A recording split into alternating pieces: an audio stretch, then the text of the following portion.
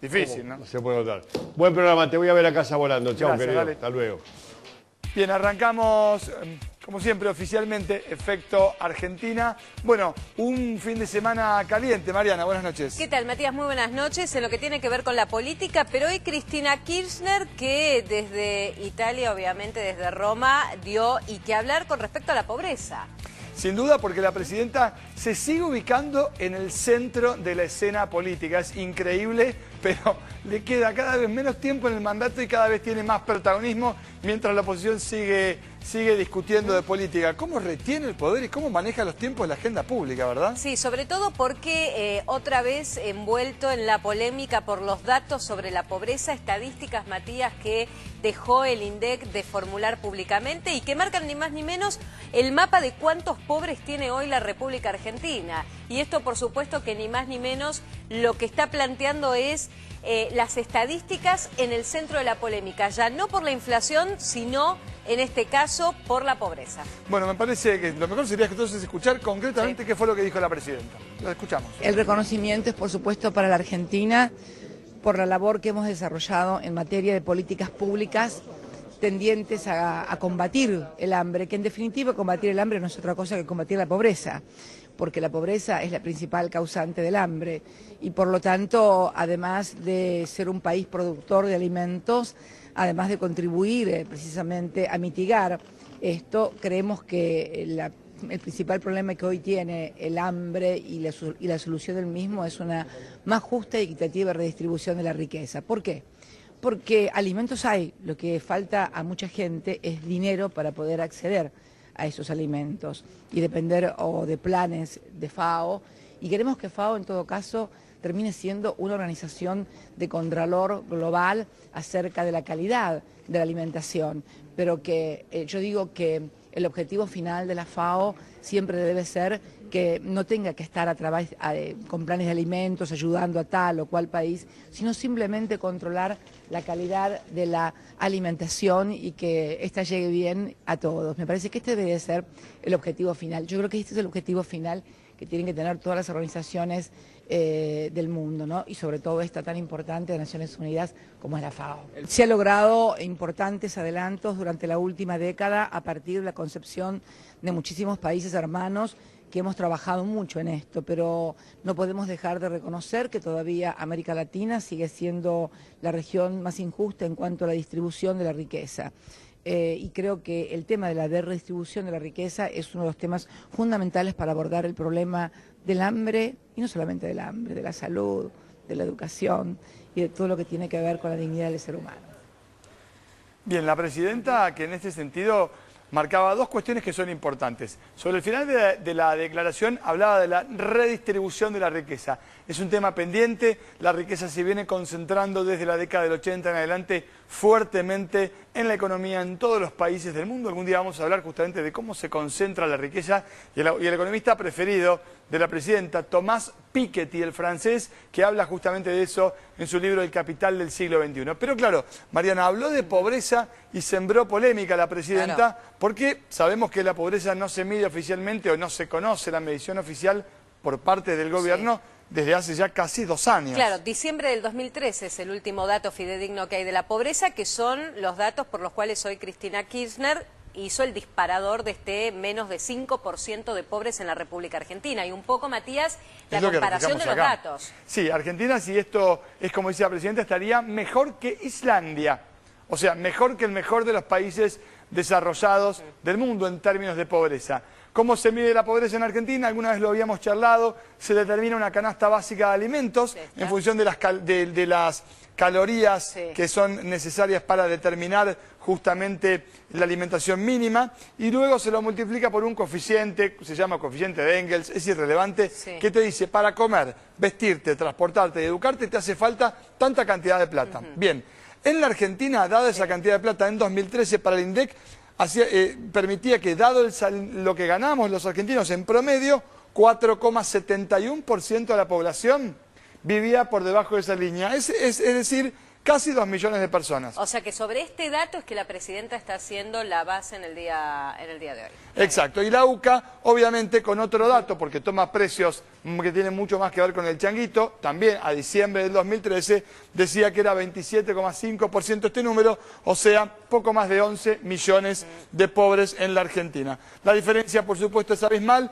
cuando nosotros vamos justamente a la comparación de carácter Miramos regional. un poco los países que nos rodean. ¿Y efectivamente, qué es lo que pasa? y ahí fíjate, habilitamos el lápiz, por favor, gracias. Tenemos Argentina en 2011, 24,7. Y mirá en 2013, 27,5. Esta diferencia es la que muchos dicen tiene que ver con la caída del salario real. O sea, salarios que crecen más despacito que los precios. Tu sueldo que te alcanza para comprar menos cosas en el changuito en promedio. Y por supuesto, esto es la pobreza en toda la región. Argentina está mejor que el promedio de la región, pero por supuesto ni se acerca a datos como por ejemplo los de Uruguay y está, bueno, también lejos de Chile y todavía peor que lo que puede ser el vecino país de Brasil. Por supuesto, una problemática que tiene, sin lugar a dudas, respuesta política por parte de la oposición, Mariana. Claro, que Ernesto Sanz fue uno de los primeros en señalar que Cristina mintió con la pobreza como lo hace con la inflación. Una oposición que está muy embarcada hoy en el cierre de alianzas que se va a dar en 48 horas y que obviamente cosas que pasan, como en esta gira de Cristina Kirchner en Italia, hacen que cierto sector de la oposición, si la prensa no le consulta al respecto, no marca la agenda. Por eso te decíamos, Cristina Kirchner, aún en la distancia, con el cierre de listas, tanto el cierre de alianzas, tanto del oficialismo como de la oposición, lo que hace la presidenta es marcar una agenda y la oposición va detrás haciendo este tipo de respuestas que obviamente lo que marcan es la diferencia de los dos países que están planteando oficialismo y sectores opositores como el del radicalismo. Parece dormida la oposición. Yo hoy hablaba justamente en la radio temprano mañana con Pablo Michel y decía, no, vos sos un sindicalista opositor, ¿no te da la sensación de que están dormidos? Están discutiendo en otra frecuencia. El oficialismo avanza, la presidenta en 2 discursos y 3 sopapos cerró la interna del kirchnerismo, vos para acá, vos para allá, se cargó la campaña al hombro, dijo, ¿ustedes creían que nosotros queríamos perder? De ninguna manera. El ministro de Economía dijo a los buitres, y si seguimos nosotros, ojo con quién negocian, marcan autoridad, ejercen el poder. Claramente, y la oposición, la única respuesta a una declaración respecto de pobreza polémica es justamente la de Sanz. El resto de la oposición de estos temas ni habla. No, y lo que sí, mira, hay un dato muy interesante que tiene relación con un trabajo donde dice que el 78% de la población de los argentinos consultados quiere y espera en estas elecciones un debate entre los candidatos a presidente. Sin duda. El tema del debate, después obviamente vos tenés los tópicos de inflación, que es lo que te preocupa, el tema de salarios, que es lo que se está discutiendo en cada una de las ramas, el tema de seguridad y el tema de la pobreza también. Gente que puede tener mejor expectativa de vida en un próximo gobierno de la que tuvo en este. Estos son los temas obviamente por los cuales te decimos, ojo porque hoy el círculo político argentino está muy enfrascado en si cierran con uno o con otro. Esto por supuesto que tiene esta respuesta y no de los políticos, Matías. Exactamente, porque si vos querés buscar hoy a dónde está la oposición concreta que recibe el gobierno en términos de respuesta y de proactividad, sin duda la encontrás en las centrales sindicales opositoras. Y esto tiene que ver con el paro de mañana. Bueno, el paro de mañana que mucha gente dice, bueno, ¿y mañana al final qué va a ser? ¿Un paro general? ¿No se van a adherir todos los gremios? La clave para que tengas en cuenta es que siempre que el transporte sea el que convoca el paro, como fue en este caso, porque la verdad que decir paro de Moyano y de Barrio Nuevo no, el paro lo convocaron Roberto Fernández de la UTA, Omar Maturano de la Fraternidad, los gremios fuertes del transporte. Y Roberto Fernández, este mediodía decía lo siguiente con respecto al paro que en horas comienza. Lamentablemente no fuimos escuchados por la presidenta ni designó a ninguno para hablar con todos los trabajadores y el paro se va a realizar. Los reclamos siguen pendientes, no hay soluciones y bueno, con la medida de fuerza. Lamentablemente esto lo tiene que decidir el gobierno y parece que el gobierno gusta que hagamos un paro. Claro, y parece que al gobierno le gusta que hagamos un paro, dice Roberto Fernández, uno de los convocantes. Por eso, para que vos sepas mañana cómo viene tu día, ten en cuenta que Trenes va a estar parando. Después ten en cuenta que lo que es aviones, si tenías vuelos, por supuesto, tengan en cuenta que los vuelos van a estar cancelados, porque aparte de 5 gremios que tienen los aeronáuticos, con que uno de ellos pare, te inmoviliza todo lo que es el servicio de prestaciones de aviones. Fíjate que un conflicto de remiseros días atrás, que son los remiseros que llevan a los pilotos, hizo que vuelos estuvieran demorados. Imagínate cómo un sector de la economía y del trabajo hace que pueda romperse la cadena de trabajo habitual con las consecuentes pérdidas. No, sin duda vos pensás que solamente los aviones transportan más de 10 millones de pasajeros por año en la ciudad, adentro del país, y bueno, obviamente. Y tengamos en cuenta esto, colectivos. Mucha gente pregunta, bueno, ¿y mañana entonces con el paro, colectivos no? Colectivos no va a haber porque son en realidad los que están convocando, gastronómicos. Qué polémica gastronómicos, sí, y ¿no? gastronómicos que Barrio Nuevo es el que es muy verborrágico, va en contra del gobierno, lo cuestiona, pero después si vas caminando en algunos barrios te encontrás con que la persona que tiene el restaurante, que es o que tiene su propia cafetería, va, se pone a trabajar y espera que alguien que no se adhiera al paro, que se pueda manejar por sus medios, vaya y consuma algo por lo menos.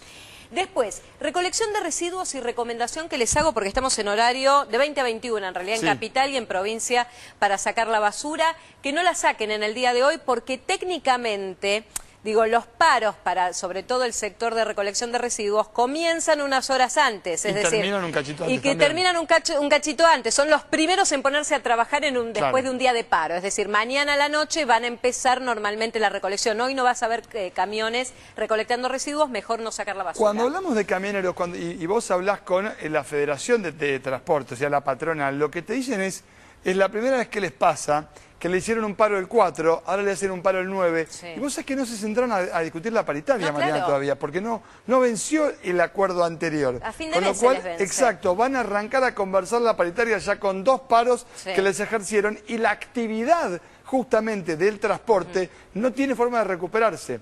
No es que vos haces más horas extra después y la recuperás. La empresa que no transporta algo hoy ya perdió esa facturación. Bueno, el subte es todo un tema porque vos tenés en el subte tenés dos facciones, tenés la UTA de Roberto Fernández y los que llamamos los metros delegados. Sí. Que ellos dicen que no adhieren, pero en realidad con que ya un sector, como es la UTA, pare, empieza a generar conflictos y ya tenés interrupciones del servicio aseguradas. Y lo digo esto ya por la experiencia de paros anteriores en donde te dicen hay un sector de subtes que no para, pero después vas a la boca del subte y te encontrás con que servicio demorado, no presta servicio reducido, día complejo para el Después tema te voy a contar una anécdota mía hoy en el subte sobre el tema que vamos a hablar ahora. Y el otro tema, los empleados trabajadores del Estado que están enrolados en ATE, en la Asociación Trabajadores del Estado, te vas a encontrar con que si vas a tener que ir a alguna oficina pública y hay trabajadores que hayan decidido ir porque hay un sector que no para y otro que para. Entonces depende de la actividad,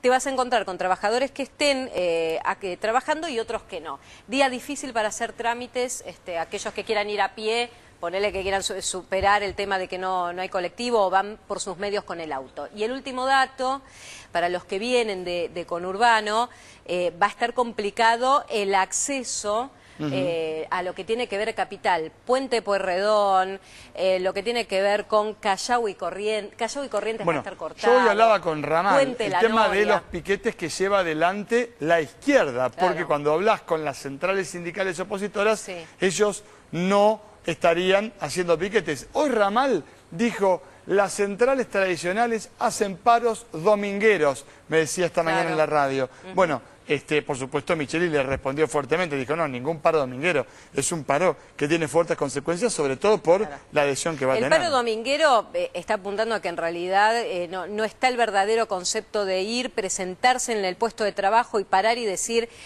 nosotros estamos exigiendo por el tema ganancias, estamos exigiendo para que se suba el salario mínimo vital y móvil, para que se le suba el mínimo jubilados. Digo, a eso se refiere el concepto de los sectores de izquierda con el paro paro dominguero. Esto de, bueno, como no hay colectivo, no me puedo mover y me quedo en mi casa. Entonces, Claro. que se pierde el verdadero sentido de estar en el lugar de trabajo con la medida de fuerza correspondiente. Te doy un ejemplo. Los bancos. Los bancos ya arreglaron el 33%. Y no paran. Felices de la vida, ganancias se los va a absorber cada una de las entidades bancarias, no paran.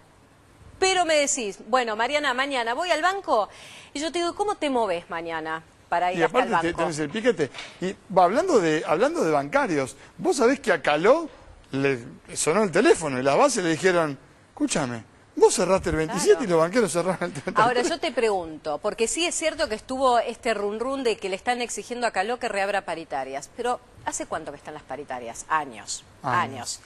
Yo lo que pregunto es, ¿alguna vez escuchaste que se reabra una paritaria cuando ya se firmó en el Ministerio de Trabajo y se homologó la negociación? NAP, ni a palo la van a volver a Ay, abrir. pensé que era otra, me quedé con otra, pensé no, que era ni a otra. palo, no la van a volver a abrir. Claramente, por supuesto podrán encontrar alguna diagonal, pero lo Sí. que es cierto es que las bases, Sí. que insisto, no son las mismas que los pibes, que están mucho más comprometidos, que no se comen el discurso de la cúpula sindical así nomás, que pelean realmente mucho. Por eso justamente Metalúrgicos planteó una suba del mínimo justamente en lo que tenía que ver con su sector, Claro. para tratar de defender ahí Sí. lo que tiene que ver con las bases. Yo te diría, si hay una estrella a seguir del resto de los sindicatos para negociar salarios de muchos que ya se vencieron y otros que se están venciendo, son aceiteros y bancarios, que negociaron 36% y 33%, me van a decir. Los aceiteros realmente son empresas que les van muy bien, que tienen ganancias. Los bancos han sido, y vos esto manejás mejor los datos, los que más ganaron. han ganado en esta última década. Podríamos Sí. decir la década ganada de los bancos Sin en dudas. la República Argentina por todo tipo de conceptos. Sin dudas.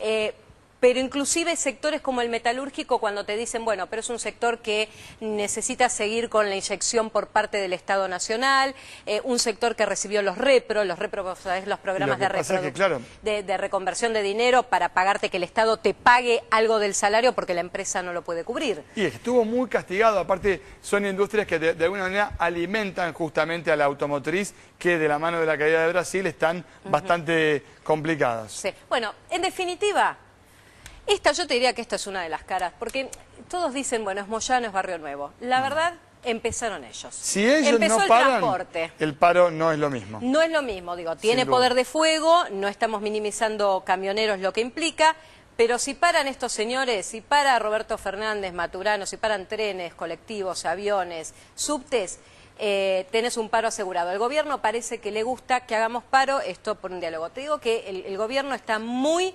molesto con todo lo que es Roberto Fernández, porque te diría que el sector de transporte automotor es uno de los que también más cantidad de subsidios recibe, subsidios de manera directa, Matías, a lo que es a las empresas directamente en gasoil. Sin duda, de hecho, cuando vos mirás el efecto Sí. de los últimos paros, claramente ves que el paro del 10 del 4, allí donde no se adhirió transporte Tenés automotor, razón. fue el que menos impacto tuvo. Es determinante justamente el impacto que tenga la adhesión o no de las distintas centrales que tienen vinculación con el paro. El último paro, 1.426 millones de dólares, fue el costo para la economía. Y eso además le debe haber costado en términos fiscales a la Argentina unos 100 millones de dólares Sí. en términos de recaudación, eso es entre 800 y 1.000 millones de pesos que dejaron de ingresar justamente al Estado. Estamos trabajando en vivo, Mariana. Claro, estamos con nuestro móvil, allí está Cristian Balbo en Plaza Constitución a las 9:20. ¿Cuál es la situación, Cristian? Buenas noches.